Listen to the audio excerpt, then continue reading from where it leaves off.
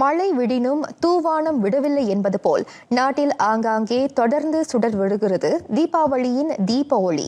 அந்த ஒளி வறியோர் வாழ்வில் வெளிச்சம் பாய்ச்சுவது தீப திருநாள் கொண்டாட்டத்தின் முத்தாய்ப்பாக திகழ்கிறது. வறியோருக்கு உதவிக்கரம் நீட்ட சைபஜயா பல்கலைக்கழகத்தில் ஏற்பாடு செய்யப்பெற்ற தீபாவளி நிகழ்ச்சி துணை நின்றது. அறத்தை வலியுறுத்தும் பெருநாளாக தீபாவளி விளங்குகிறது.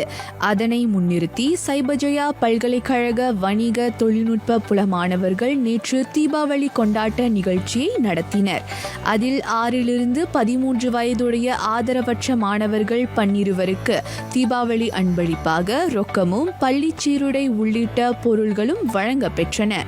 ஆதரவு கரம் நீட்ட பெறின் அவர்களும் அனைத்து துறைகளிலும் கோலூச்சுவர் என நம்புகின்றனர் ஏற்பாட்டு குழுவினர். எங்கள் தீபாவளி நிகழ்ச்சியிலிருந்து ஒரு சிறிய பங்கெடுத்து நாங்கள் இந்த தேவைப்படுறவங்களுக்கு, ஏழை எளியோருக்கு, போன ஆண்டு சிங்கிள் மதருக்கு, அப்புறம் பிபிஆர் அவங்களுக்கு, இந்த ஆண்டு ஒரு ஹோமுக்கு எங்களோட இந்த சேவை பயணத்தில் ஒரு பங்கு இவங்களையும் தீபாவளி முன்னிட்டு நினச்சிருக்கணும், என்றைக்கும் அவங்க நம்ம மைண்டில் இருக்கணும்னு சொல்லி நாங்கள் இந்த சேவை செய்கிறோம். எங்களோட ஸ்டூடெண்ட்களுக்கும் இந்த விழிப்புணர்வு வரணும்னு சொல்லிட்டு நாங்கள் இந்த நிகழ்ச்சி அந்த மாதிரி செய்கிறோம்.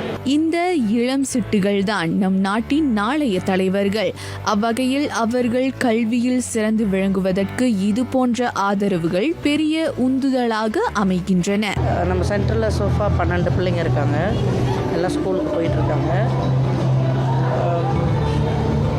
இப்போ இந்த இடத்துல சைபஜயா யூனிவர்சிட்டியில் நமக்கு ஹெல்ப் கொடுத்துருக்காங்க. சைபஜயா யூனிவர்சிட்டிக்கு ரொம்ப ரொம்ப தேங்க்ஸ். இந்த ஒத்துழைப்பு ஒவ்வொரு தடவையும் கண்டினியூ பண்ணி செஞ்சிட்டு இருந்தால் நாங்களும் எங்களோட ஜேர்னியை தொடர்ந்து செய்யலாம். பாசம் காட்ட உறவு இல்லை என்பது இச்சிறுவர்களின் ஏக்கம். இருப்பினும் பண்டிகை காலத்தில் இது போன்ற உதவிகளை வழங்கி அவர்களது சோகம் தணிவித்து அவர்களை குதூகலத்தில் ஆழ்த்த வேண்டும். நாமும் மகிழ்ந்து சுற்றத்தாரையும் மகிழ்விக்கும் இது போன்ற பொதுநல பண்புடன் கூடிய கொண்டாட்டம் மெச்சத்தக்கது என வருகையாளர்கள் உவப்புற்றனர்.